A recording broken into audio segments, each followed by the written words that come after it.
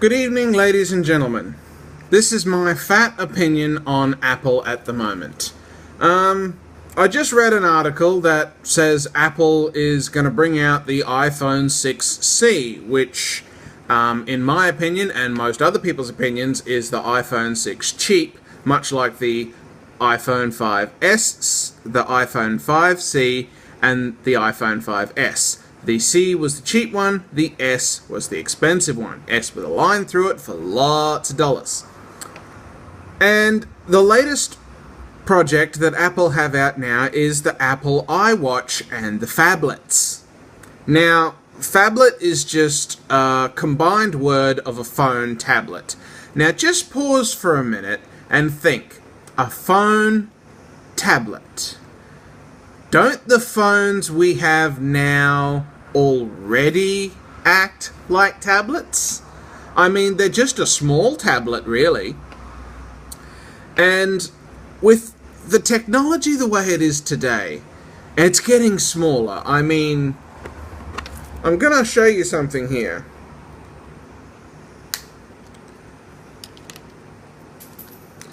This is a micro SD card.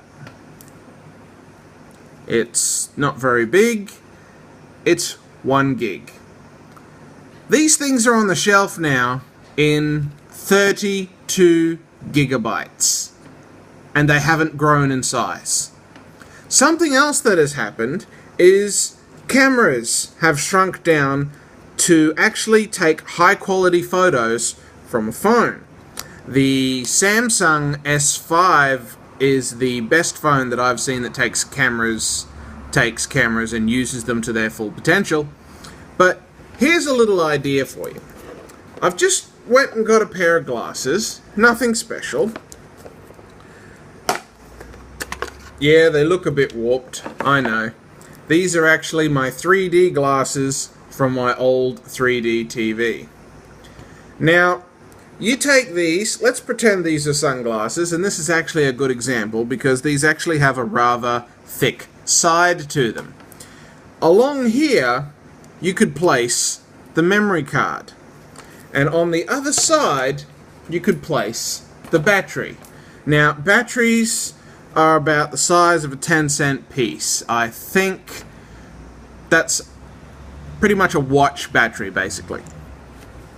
And you could fit the camera, these are obviously the wrong sort of glasses to be showing this sort of thing, but you could fit the camera in the middle so you can see what a person sees. Or you could throw it just off to the side if you don't want to be that blatant. But then anyone with a knack for hiding things would take the camera, put it in between the nose piece of the glasses, and put a bit of tint over the top of it so you can't see this little circle the size of a pen pointing out at you and seeing and recording everything you do. What I'm talking about here is spy stuff at its highest point.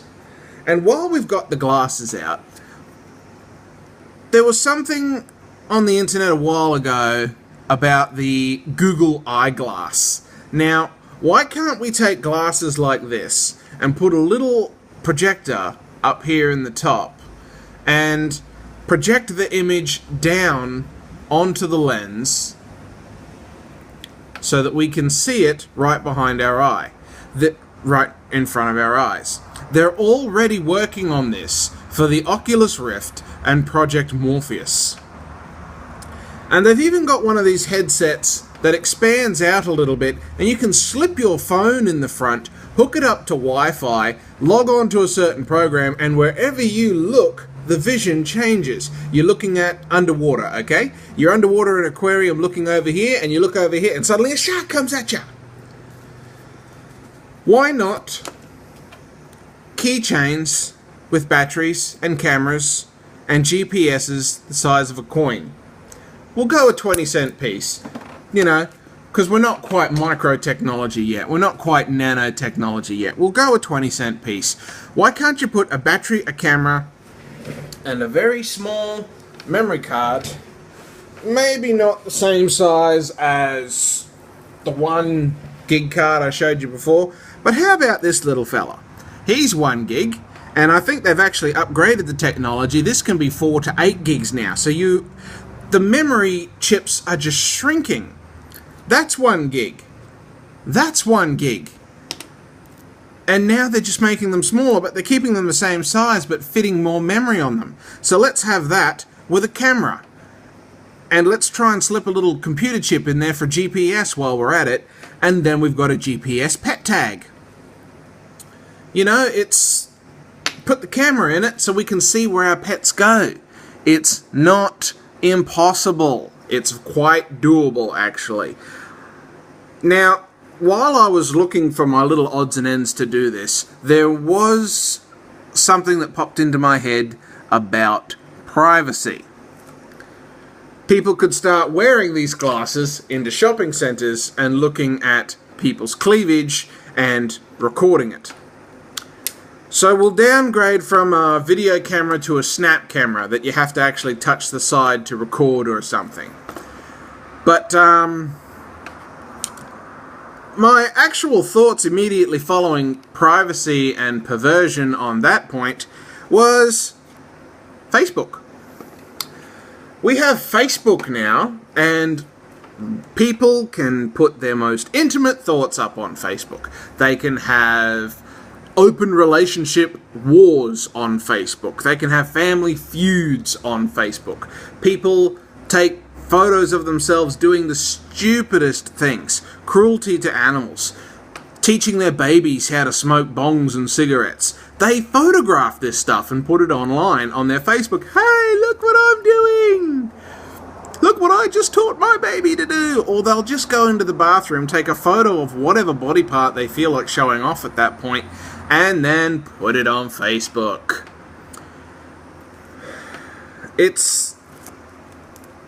I don't understand why Apple is stuck. I mean, look at a spy movie, and you've got inspiration to make stuff. And Apple's a high-quality company. They could make high-quality spy stuff. Remember that spy stuff you used to have as a kid? Writing in invisible ink and everything? They could do that. Why not a Bluetooth pen that you can Bluetooth to your phone and it will write down or draw whatever you're doing on any surface onto your phone?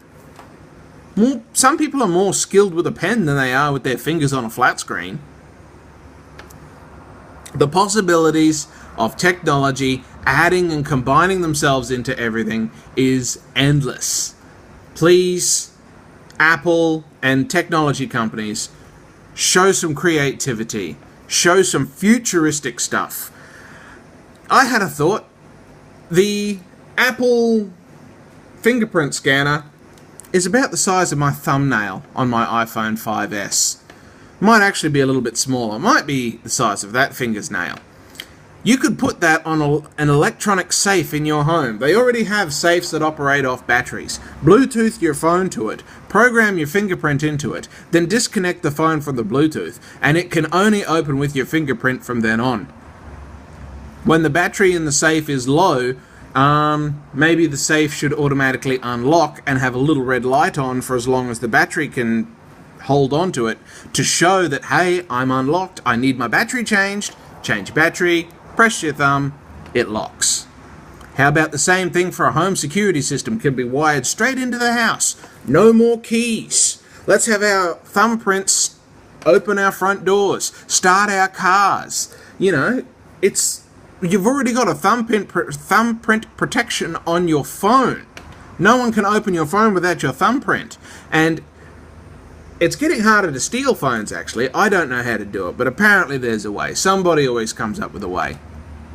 But you can have your thumbprint on your phone and somebody tries to get into it, to wipe it, to access it, and you have to open the phone and hit trust on the phone while it's connected to another computer.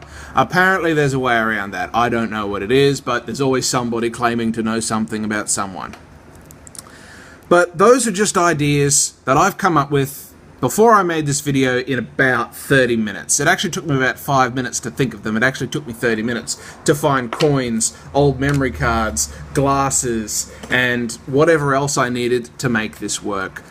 Technology companies, please don't stop thinking. Don't think that you get to a phone or a tablet or a phablet or something and then stop. We want futuristic stuff. We want to buy futuristic stuff. We want to make futuristic stuff. Why can't you do it? Why can't we do it? It's not out of the range of possibility, and it's not difficult. You've already proved you can make a phone, a texting device, an internet, a GPS, a camera, a video camera. You can operate remote control cars from your phones now if you've got the right program and the right equipment. So why is everyone stumped on phones? I have been David, DeFisher Fisher. This is my fat opinion. Thank you very much.